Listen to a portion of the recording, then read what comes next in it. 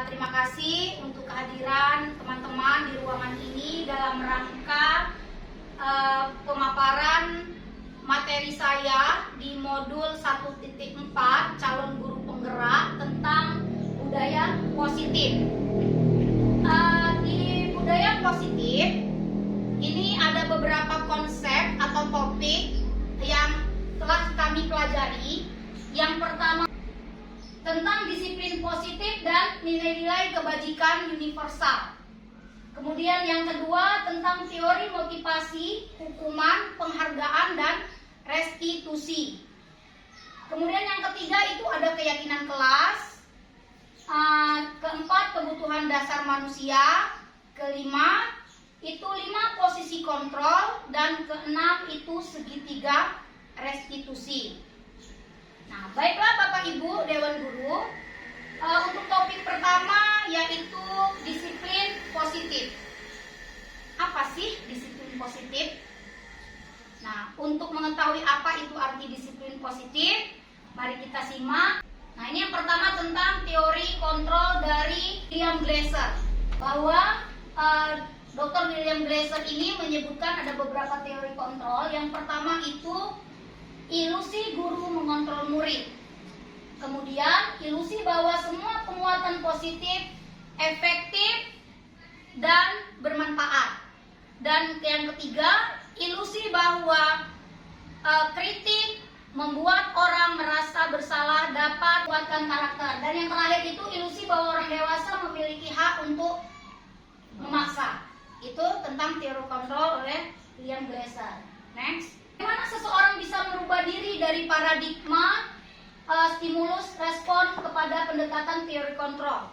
Ada disebutkan dari Stephen Cover bahwasanya bila kita ingin membuat kemajuan perlahan, sedikit-sedikit ubahlah sikap atau perilaku Anda. Namun bila kita ingin memperbaiki cara-cara utama kita, maka kita perlu mengubah kerangka acuan kita. Ubahlah bagaimana Anda melihat dunia, bagaimana Anda berpikir tentang manusia, dan ubahlah paradigma Anda, skema pemahaman dan penjelasan aspek-aspek tertentu. Oke, next Pak. Nah, di sini ada beberapa bagian tentang disiplin positif menurut teori kontrol atau teori pilihan dari William Glasser. Yang pertama itu Anda tidak bisa mengontrol orang lain, ya, hanya Anda yang bisa mengontrol diri Anda sendiri. Kemudian masuk ke bagian selanjutnya itu semua perilaku memiliki tujuan. Next, model berpikir berkonsensus menciptakan pilihan-pilihan baru.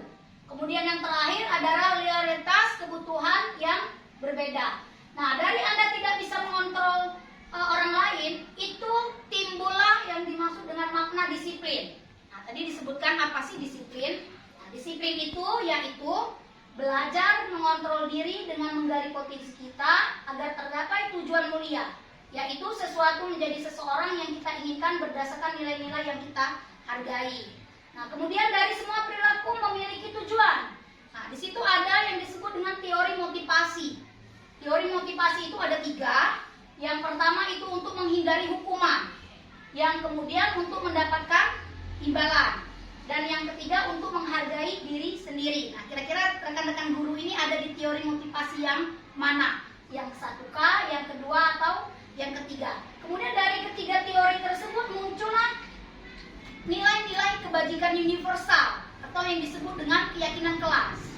Nah, selama ini mungkin kita nggak tahu apa sih keyakinan kelas, apa itu peraturan kelas. Nanti akan saya paparkan untuk nilai-nilai kebajikan universal seperti keyakinan kelas. Next lagi di sini ada model berpikir menang, kolaborasi dan konsensus menciptakan pilihan-pilihan baru. Dia ada 5 posisi kontrol. Nah, posisi kontrol itu yang pertama penghukum. Selama ini kita menjadi guru itu apakah di posisi penghukumkah? Apakah di posisi pembuat rasa bersalah? Apakah di teman, pemantau, atau manajer? Nah, selama ini saya nggak paham posisi kontrol saya di mana. Tapi setelah belajar di pendidikan CGP, alhamdulillah saya tahu posisi kontrol itu ada di mana. Saya merasa saya ada di posisi penghukum. Di penghukum selama ini, dan ternyata kita harus ada di posisi manajer, ya. Nanti contoh-contoh kata-kata yang posisi penghukum itu gimana sih? Membuat orang merasa bersalah itu gimana? Kata-katanya gimana? Menjadi teman antara murid itu gimana kata-katanya? Nanti akan dijelaskan. Next, ada 5 kebutuhan dasar manusia. Nah, ternyata ketika kita mengajar itu kita harus memahami kebutuhan dasar. Nah, kebutuhan dasar itu ada 5. Yang pertama itu bertahan hidup, kedua penguasaan, yang ketiga kasih sayang, yang keempat kesenangan dan kebebasan. Contoh, misalnya saya kasih contoh tentang kesenangan. Kalau di anak murid kita di kelas, gimana sih contoh kesenangan? Anak murid itu, anak murid ini butuh kesenangan. Contohnya gimana? Misalnya anak-anak ini bosan dalam belajar, dia nggak ini. Nah, berarti anak ini butuh kesenangan. Kemudian dia ini misalnya, contoh lagi, dia ini terlalu mendominasi temannya. Saya harus begini. Nah, berarti dia ini ada di posisi penguasaan, ya. Kemudian di kebebasan, ya, kebebasan ini anak ini butuh kebebasan itu seperti apa? Dia bosan dia di kelas itu. Nah, next, kasih sayang dan bertahan hidup. Salah satu contohnya. Kemudian tadi sebelum masuk itu ada apa sih makna disiplin? Nah, disiplin itu berasal dari bahasa Latin yang artinya belajar. Kemudian makna asal dari kata ini berkonotasi dengan disiplin diri dari murid-murid Socrates dan Plato. Disiplin diri membuat orang menggali potensinya menuju sebuah tujuan, apa yang dia hargai. Namun dalam budaya kita, makna kata disiplin telah berubah menjadi sesuatu yang dilakukan seseorang pada orang lain untuk mendapatkan kepatuhan. Kecenderungan umum adalah menghubungkan kata disiplin dengan ketidaknyamanan, bukan dengan apa yang kita hargai atau pencapaian suatu tujuan mulia. Oke, di sini nilai-nilai kebajikan universal. Nilai-nilai kebajikan adalah sifat positif manusia yang merupakan tujuan mulia yang ingin dicapai setiap individu. Kemudian nilai-nilai kebajikan yang ingin dicapai oleh setiap anak Indonesia kita kenal dengan profil pelajar Pancasila. Punya mandiri, berkepentingan global, kreatif, gotong royong. Tuh tujuannya. Next Pak. Nah ini sekarang ke materi yang kedua tentang teori motivasi, hukuman, penghargaan, dan restitusi. Nah teori motivasi tadi sudah disebutkan ada 3. Nah kemudian saya masuk ke hukuman. Apa sih beda hukuman dan konsekuensi? Ada yang tahu Bapak Ibu Guru? Hukuman itu akibat dari kesalahan yang diterima. Kalau Contohnya? konsekuensi itu akibat dari persetujuan yang sudah dilanggar. Oke, Bu. Terima kasih Bu Lina persekali. Kalau contohnya itu kalau hukuman itu misalnya begini, anak datang terlambat, kita suruh keliling lapangan 20 kali, itu hukuman. Ya, itu contohnya. Tapi kalau konsekuensi, contohnya misalnya anak murid ini mencoret buku temannya. Nah, konsekuensinya berarti dia kira-kira menghapus dan mengganti. Nah, itu contoh ininya antara hukuman dan konsekuensi. Nah, kalau misalnya ini pelajaran bahasa Inggris, kira-kira ini konsekuensi atau hukuman? Ya, bahasa Inggris, anak datang telat 5 menit, kemudian disuruh berdiri. Kira-kira itu hukuman apa konsekuensi? Hukuman. Tapi itu ternyata konsekuensi. Kalau hukuman itu yaitu tadi akibatnya itu nggak sesuai dengan apa yang dilakukan dia anak murid itu. Kalau misalnya kalau konsekuensi kan dia terlambat 10 menit, dia kita berdiri sebentar. Nah itu konsekuensi. Dia nggak terlalu lama kayak hukuman. Kalau hukuman itu nggak sesuai dengan yang dilakukan dia. Kayak tadi misalnya kalau dia hukuman, dia datang 5 menit, saya suruh bersihin kamar mandi. Nah itu baru hukuman. Kalau konsekuensi itu dia hanya sekedarnya aja, sesuai dengan apa yang dilakukan dia. Kalau dia menumpahkan air di lantai, itu kira-kira hukuman apa konsekuensi? Konsekuensi kan konsekuensinya harus membersihkan. Sesuai berarti dengan apa yang dilakukan dia. Itu iya. Itu beda. Dia bersihin. Nah, itu konsekuensi. Tapi misalnya dia menumpahkan air, terus kita hukum suruh membersihkan kamar mandi, nah itu namanya hukuman. Nggak sesuai dengan apa yang dilakukan. Nah itu beda antara hukuman dan konsekuensi. Ini contoh-contohnya. Nih, mencatat 100 kali di dalam buku, saya tidak akan terlambat lagi karena terlambat ke sekolah. Nah, itu hukuman. Nah, kalau konsekuensi mengganti kertas tugas teman yang telah dicoret-coret. Nah, kemudian bawahnya lari mengelilingi lapangan basket 2 kali karena terlambat 10 menit untuk pelajaran PJOK. Konsekuensi. Iya, nah, begitu. Next, Pak. Terus, nah, sekarang restitusi. Kita masuk ke restitusi. Apa sih restitusi itu? Restitusi itu adalah proses menciptakan kondisi bagi murid untuk memperbaiki kesalahan mereka sehingga mereka bisa kembali pada kelompok mereka dengan karakter yang lebih kuat. Nah, next Pak masuk ke ya. Nah, ini identitas gagal ya. Kalau di identitas gagal, kita sebagai guru ada di posisi identitas gagal itu berada di kita memberikan hukuman. Ya. Kemudian identitas sukses itu ada di konsekuensi dan restitusi. Jadi kalau masih ada di posisi konsekuensi dan restitusi berarti masih di posisi identitas sukses. Tapi kalau kita sudah memberikan hukuman itu ada di posisi identitas gagal. Next Pak. 9 ciri-ciri restitusi. Nah, salah satunya bukan untuk menebus kesalahan, namun untuk belajar dari kesalahan. Memperbaiki hubungan, tawaran bukan paksaan. Restitusi menuntut untuk memilih ke dalam. Restitusi mencari kebutuhan dasar yang berdasar tindakan.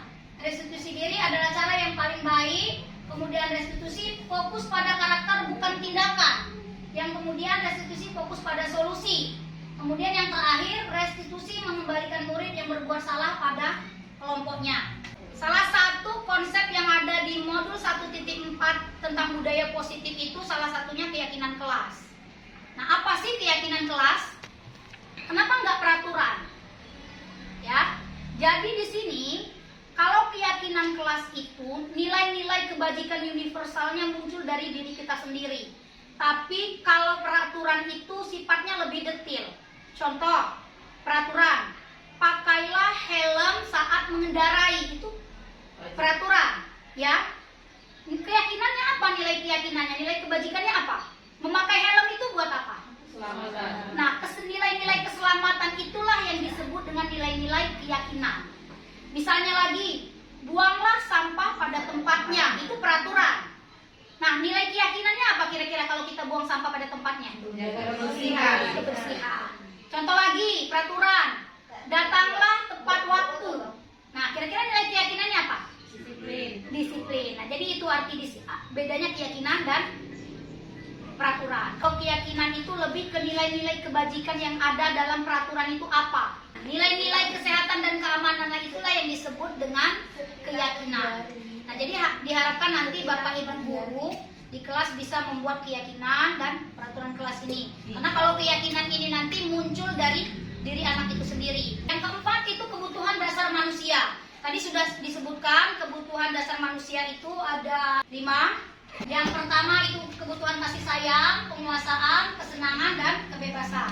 Konsep yang kelima di budaya positif yaitu ada 5 posisi kontrol. Nah, posisi kita sebagai guru itu ada di mana?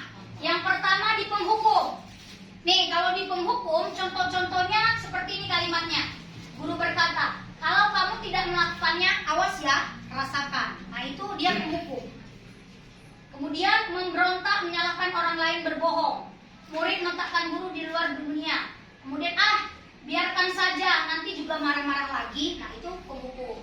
Kalau di posisi pembuat rasa bersalah, nah ini kata-katanya, kamu seharusnya sudah tahu, ibu lelah sekali mengatakannya, ibu stres. Nah, itu pembuat bersalah. Kalau sebagai teman, apa yang kira-kira guru katakan? Ayolah, lakukan demi ibu. Nah, masa kamu tidak mau? Ingat, tidak, ibu pernah bantu kamu. Nah, itu sebagai teman. Kemudian kalau sebagai pemantau, apa yang dikatakan guru? Apa peraturan kelas kita? Apa peraturan sekolah kita? Nah, itu sebagai pemantau. Kemudian di manajer. Nah, kalau di posisi manajer ini, guru berkata, apa yang kita yakin, apa yang bisa kamu kerjakan untuk memperbaiki masalah itu. Jadi posisi kita itu apa? Apakah pemantau, teman, pembuat rasa bersalah, penghukum, atau manajer. Yang terakhir ini segitiga restitusi. Segitiga restitusi ini digunakan kalau kita lagi menghadapi masalah dengan murid. Jadi kita ketika menghadapi ada murid bermasalah, tahapan-tahapan yang kita lakukan yaitu yang pertama itu dia ada 3. Yang pertama itu menstabilkan identitas. Yang pertama kita lakukan. Yang kedua, validasi kebutuhan, dan yang ketiga menanyakan keyakinan kelas. Nah, ketika kita menstabilkan identitas itu apa sih yang kita lakukan dalam pemecahan masalah itu? Yang kita lakukan pertama itu kita sampaikan ke murid. Setiap orang itu pasti pernah melakukan kesalahan. Seandainya saya pasti melakukan hal yang sama. Nah, itu menstabilkan identitas. Kemudian masuk lagi ke validasi kebutuhan. Nah, kamu tentu punya alasan mengapa melakukan hal tersebut. Kalau misalnya ada murid, tanya dulu. Kamu pasti punya alasan kenapa kamu nggak masuk tadi pagi atau kenapa kamu terlambat tadi pagi. Nah, itu validasi kebutuhan. Kemudian masuk lagi ke terakhir, menanyakan keyakinan. Makanya kita harus membuat keyakinan tadi ketika anak bermasalah. Untuk segitiga restitusinya kita menanyakan tentang keyakinan mereka yang sudah disepakati. Nah, ini contoh-contoh ketika kita menstabilkan identitas. Nih, guru berkata bisa berbuat salah itu hal yang manusiawi. Tidak ada manusia yang sempurna. Bapak ibu juga buat salah. Kita pasti bisa menyelesaikan. Siapa yang salah, ibu lebih baik tertarik untuk menyelesaikan masalah. Nah, ini contoh-contoh ketika kita ingin menstabilkan identitas. Kemudian tahapan selanjutnya itu validasi kebutuhan. Apa sih yang kita katakan kepada murid ketika validasi? Yang pertama itu, kamu bisa saja melakukan hal yang lebih buruk, tapi kamu tidak melakukannya kan? Kemudian kamu pasti punya alasan mengapa melakukan itu. Kemudian apa yang penting bagi kamu? Kemudian kamu boleh tetap berusaha menjaga sikap itu, tapi tambahkan sikap yang lain. Atau boleh juga bilang, maukah kamu belajar cara lain untuk mendapatkan yang kamu butuhkan tanpa harus memukul? Atau lagi, apakah kamu bisa melakukan dengan lebih baik besok? Nah, itu ketika kita ingin validasi kebutuhan. Nah, yang terakhir tahapannya itu ada menanyakan keyakinan. Nah, apa yang guru katakan ketika menanyakan keyakinan? Guru bisa katakan apa nilai yang kita percaya di kelas atau sekolah kita. Makanya tadi keyakinan kelas itu perlu kita buat. Jadi ketika murid membuat kesalahan, kita bisa tanyakan apa sih peraturan atau keyakinan yang sudah mereka buat. Yang kedua, nilai-nilai universal apa yang telah kita sepakati. Kelas yang ideal itu seperti apa? Kemudian kamu ingin jadi anak seperti apa? Apa yang kamu rasakan ketika kamu melakukan itu? Oke, itu aja teman-teman semuanya tentang budaya positif di modul 1.4. Terima kasih untuk kehadirannya. Terima kasih juga untuk waktunya. Saya ucapkan Assalamualaikum warahmatullahi wabarakatuh. Assalamualaikum warahmatullahi wabarakatuh. Tabikun, perkenalkan nama saya Bu Sesmatika, panggilannya Butika. Pada saat ini saya mengajar di SMP Negeri 3 Banjar-Agung. Saya akan memberikan umpan balik materi yang sudah disampaikan Bu Pauline Arleka. Saya pribadi dan rekan-rekan mengucapkan terima kasih Bu Pauline Arleka atas materi yang disampaikan tentang budaya positif. Mudah-mudahan kami sebagai seorang guru dapat menerapkan apa yang telah disampaikan oleh Bu Pauline sehingga bermanfaat kelak untuk saya pribadi, teman-teman dan siswa SMP Negeri 3 Banjar-Agung. Sukses untuk Bu Pauline. Terima kasih. Saya akhiri. Assalamualaikum warahmatullahi wabarakatuh. Halo teman-teman, Assalamualaikum warahmatullahi wabarakatuh. Perkenalkan, nama saya Revita Novatalia dari kelas 9A. Tadi kami sudah membuat kesepakatan dan keyakinan kelas. Kami sangat senang. Semoga kami dapat menjalankan kesepakatan dan keyakinan yang sudah kami buat. Terima kasih Miss Pauline. Assalamualaikum warahmatullahi wabarakatuh.